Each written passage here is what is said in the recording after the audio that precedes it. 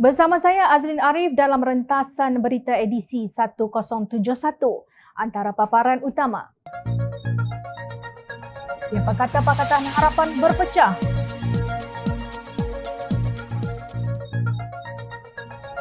Langgar SOP bukan jenayah.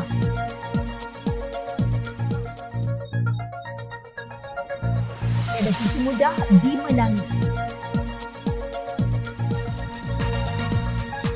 Jangan main-main dengan Omicron.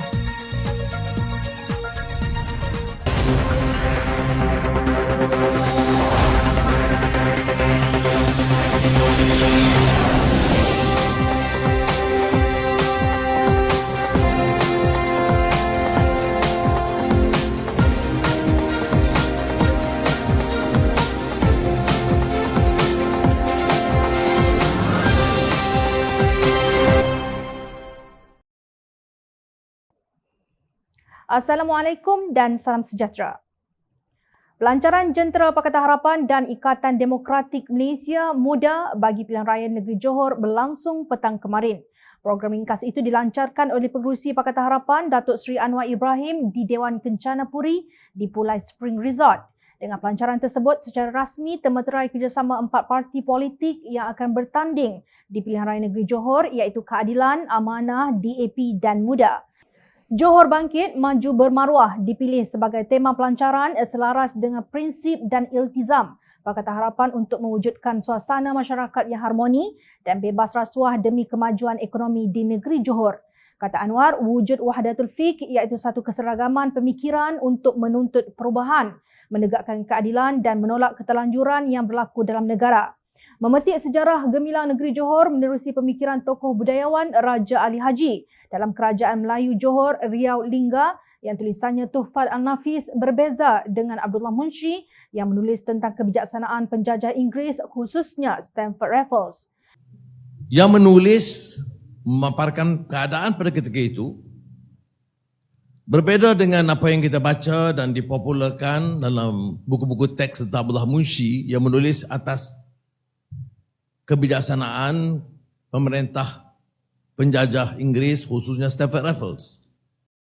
Kata Ali Haji, satu kerajaan itu hilang kewibawaannya apabila kerajaan itu bermaharajalela, membuat apa sesuka hatinya ke atas rakyatnya mengikut nafsunya, maka akan runtuhlah kekuatan negara tersebut.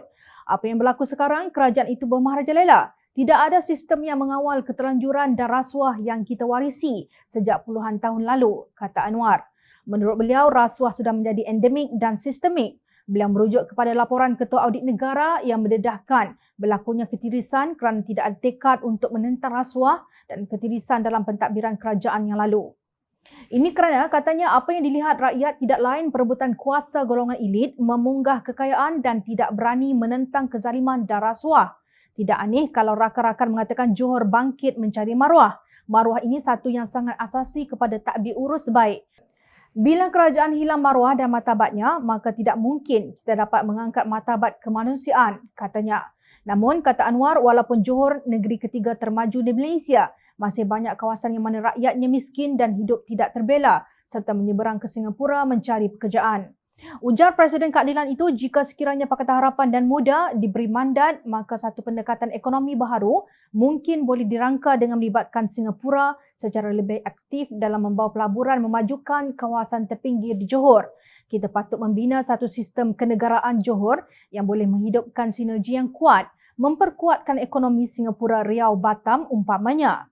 Ini tidak berlaku di Johor hari ini kerana kepimpinan negeri tidak berupaya memikir luar daripada kerangka yang sedia ada.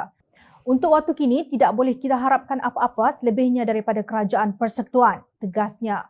Seterusnya, beliau menegaskan bahawa Pakatan Harapan tidak teragak-agak menarik balik memorandum persefahaman MOU, transformasi dan kestabilan politik bersama kerajaan sekiranya rang undang-undang RUU anti lompat parti tidak diluluskan pada sesi Parlimen Mac depan.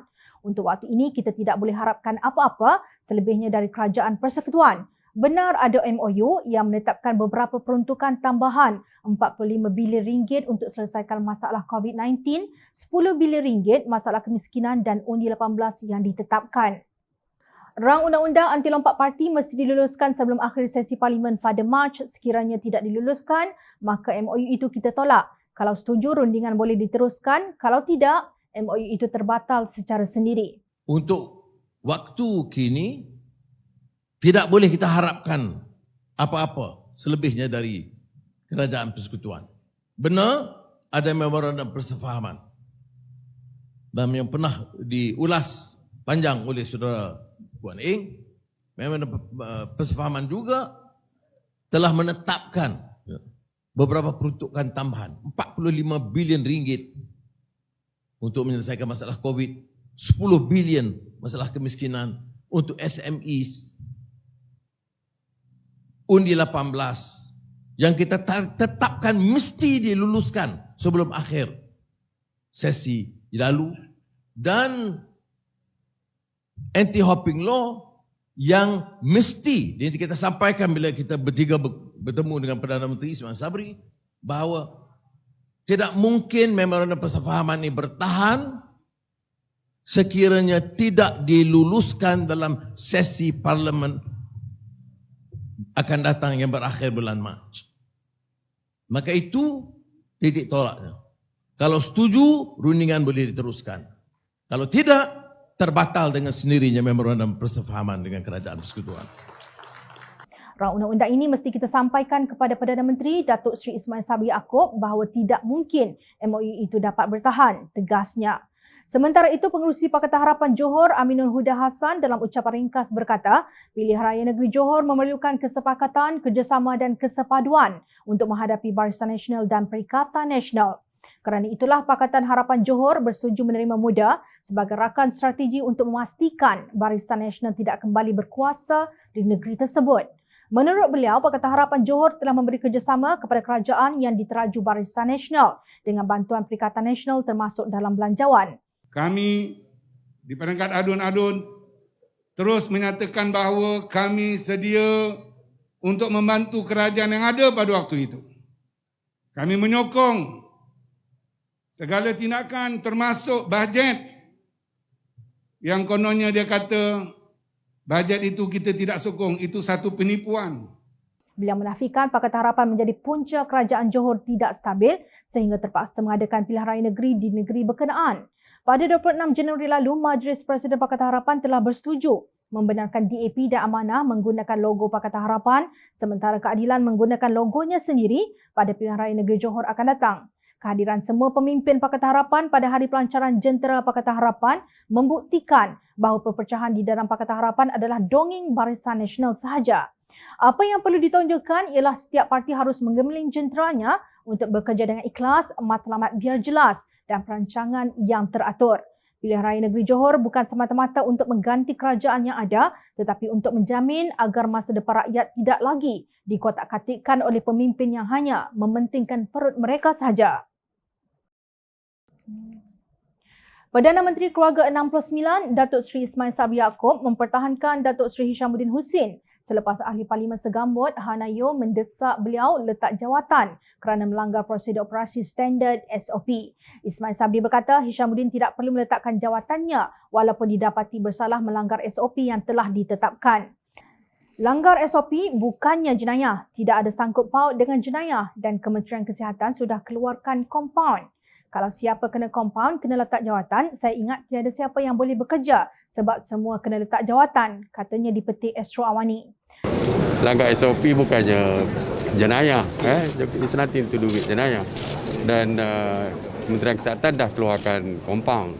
Ya, jadi kalau siapa kena kompaun, letak jawatan, saya ingat tak ada orang boleh bekerja lah lepas ni. Semua orang letak jawatan. Menurut laporan Kementerian Kesihatan Malaysia telah mengeluarkan kompaun kepada Menteri Pertahanan tersebut serta bekas Menteri Besar Johor Datuk Hasni Mohamad dan Presiden MIC Tan Sri S. Vigneswaran yang turut hadir dalam program tersebut di bawah Akta 342. Hishamuddin mengakui kekhilafannya kerana melanggar SOP ketika hadir dalam majlis pelancaran Brigade MIC Johor pada Ahad. Terdahulu, Hana berkata kompaun yang dikenakan tidak memadai. Memandangkan beliau seorang menteri yang mempunyai polis pengiring, pengawal pribadi dan pegawai khas yang selalu hadir lebih awal untuk memastikan semuanya mengikut perancangan sebelum ketibaan menteri. Pelanggaran SOP COVID-19 oleh seorang Menteri Kanan Pertahanan dalam sebuah majlis seperti itu adalah sesuatu yang tidak boleh dimaafkan. Tindakan tersebut jelas memperlihatkan sikap sombong dan mementingkan diri sendiri kepimpinan Barisan Nasional yang lebih mengutamakan politik Johor berbanding keselamatan rakyat, tegasnya. Kenyataan Ismail yang dilihat meremehkan SOP itu mengundang kecaman dari pelbagai pihak, khususnya Pakatan Harapan. Ahli Parlimen Kulim Bandar Baharu, Datuk Seri Saifuddin Nasution Ismail dalam satu hantaran di Facebook menyindir. Ini jadinya bila Perdana Menteri dan Menteri Kerajaan memperlekeh meremehkan dan tidak menghormati peraturan dan prosedur yang digubal oleh kerajaan itu sendiri. Macam mana nak suruh rakyat hormat dan patuh peraturan? Turut menyelar kenyataan Ismail Sabri, Ahli Parlimen Ipoh Timur Wong Kah Wah menegaskan bahawa peletakan jawatan adalah wajar kerana ia melibatkan kredibiliti kerajaan. Perdana Menteri salah, isunya bukan sama ada ia merupakan kesalahan yang boleh dikompaun atau jenayah. Ia adalah sama ada kerajaan akan menunjukkan kemahuan politiknya untuk memimpin melalui teladan atau terus membenarkan tokoh kerajaan tertinggi melanggar SOP dengan denda yang minimum, katanya dalam kenyataan dipetik memail.com. Kah berpendapat kenyataan Perdana Menteri itu hanya menunjukkan bahawa beliau tidak serius dalam memastikan anggotanya mematuhi sekatan dan usaha kerajaan dalam memerangi COVID-19. Beliau mengimbas kembali beberapa pelanggaran SOP berprofil tinggi yang berlaku pada 2020, termasuk oleh Timbalan Menteri Kesihatan ketika itu, Datuk Seri Dr. Nur Azmi, Esko Kerajaan Negeri Perak Razman Zakaria dan kemudian bekas Menteri Peladangan Industri dan Komoditi Datuk Muhammad Khairuddin Razali. Kes mereka dilaporkan secara meluas oleh media sosial, namun tindakan kerajaan hanya ibarat melepaskan batuk di tangga. Dalam kes Hishamuddin, Kah berpendapat Menteri Kanan itu sepatutnya menjadi contoh kerana beliaulah yang bertanggungjawab merangka, memutamatkan dan mengeluarkan SOP COVID-19.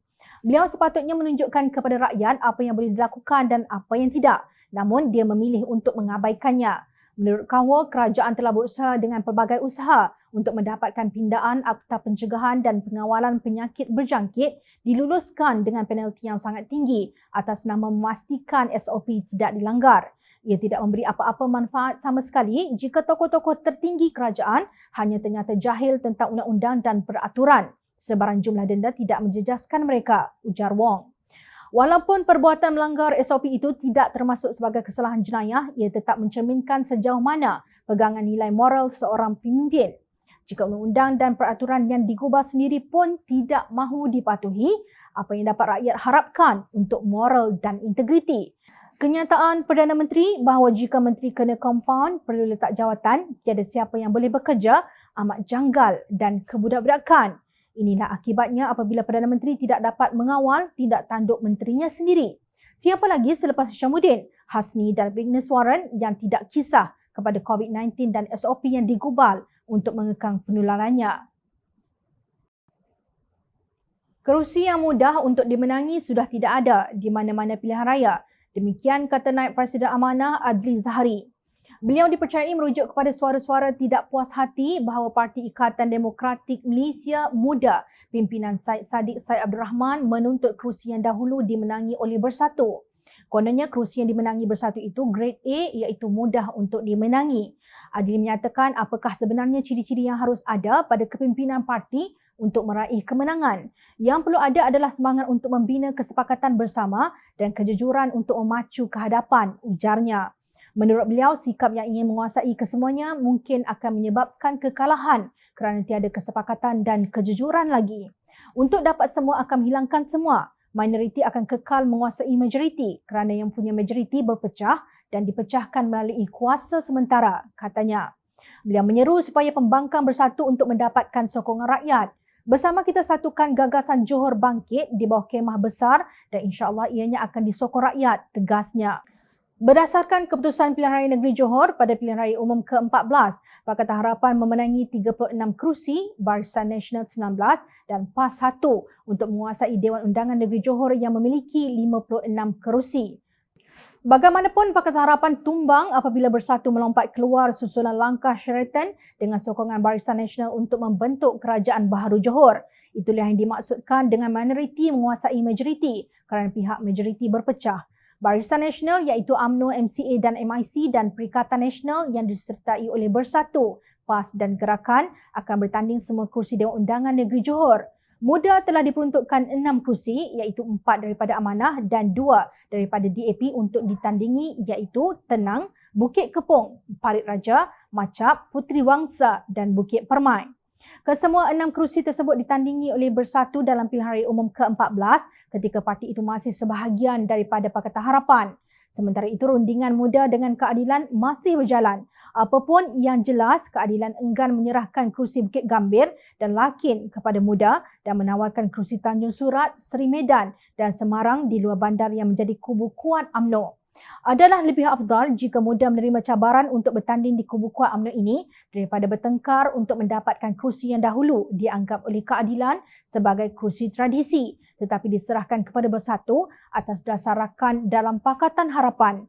Ini akan membuktikan kesepakatan dan keikhlasan seperti yang dituntut dalam mana-mana kerjasama politik yang matang. Siapa sangka amanah yang baru ditubuhkan boleh menang di beberapa kerusi Dewan Undangan Negeri Johor yang menjadi kubu kuat UMNO pada pilihan raya umum ke-14 yang lalu.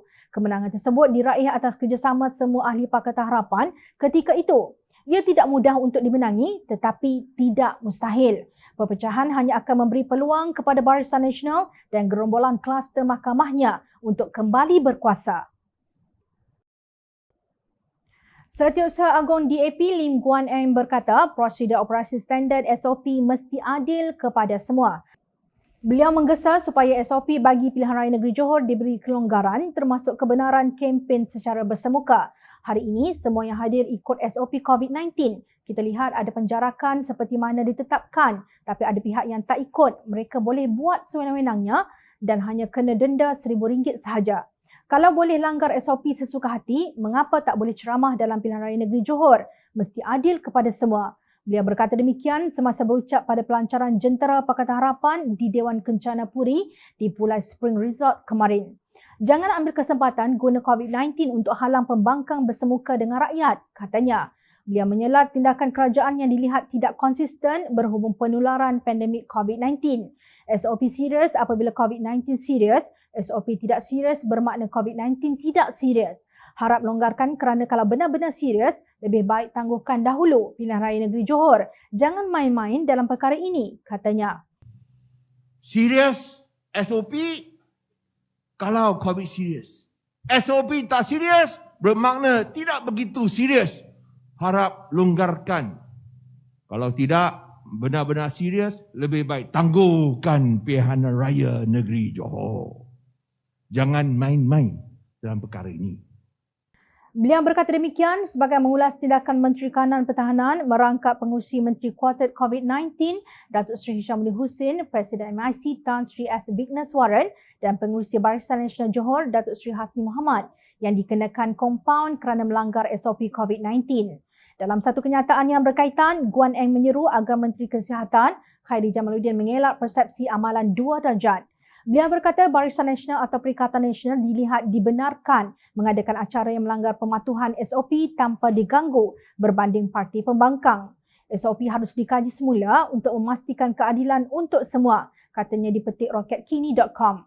Jelas Guan Eng, apa yang berlaku menunjukkan tidak ada kepimpinan melalui teladan kerana Hishamuddin merupakan pengerusi mesyuarat kuartet Menteri COVID-19 yang diamanahkan untuk menggesa pematuhan orang ramai dalam mengurus dan mengumumkan SOP COVID-19.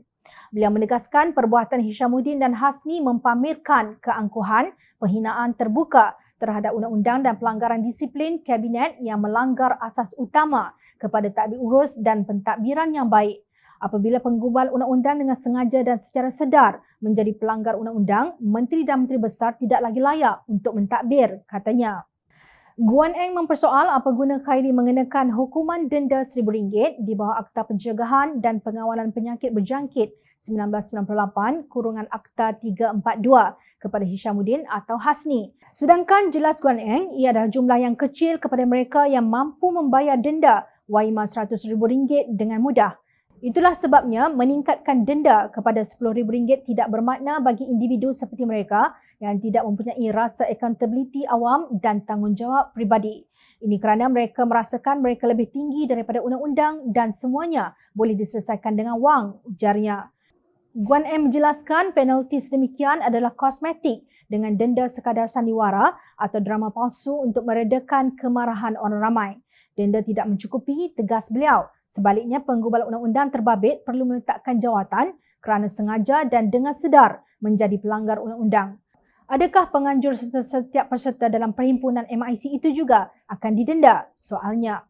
Sebelum ini, ketika membenarkan pilihan raya negeri Johor diteruskan, Khairi berkata, saya dengan Kementerian Kesihatan, KKM sudah muktamadkan syur prosedur operasi standard SOP dan syur itu sudah dikemukakan kepada Majlis Keselamatan Negara MKN seterusnya kepada Suruhanjaya Pilihan Raya SPR. Pendirian KKM adalah memandangkan Omicron setakat ini tidak menunjukkan kesan yang teruk seperti Delta dan semua data menunjukkan kesannya tidak seteruk Delta.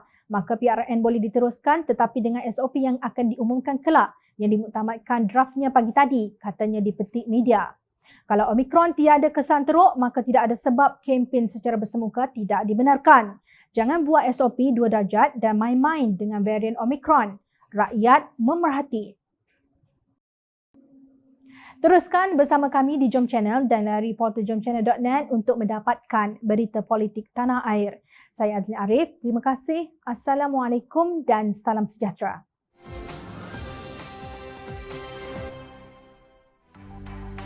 Mencari maklumat dan berita politik yang bebas, kupasan yang tepat, panas. Dapatkannya secara eksklusif hanya di Jom Channel. Komitmen kami, rentasan berita Isnin hingga Jumaat. Berbicara dan isu semasa, kami garapkan secara langsung. Panel-panel berkaliber dan profesional. Interaktif, pandangan anda kami raikan. Jangan lupa bersama kami di setiap hujung minggu dalam edisi khas mingguan. Jom Channel, moving forward, sharing a new experience.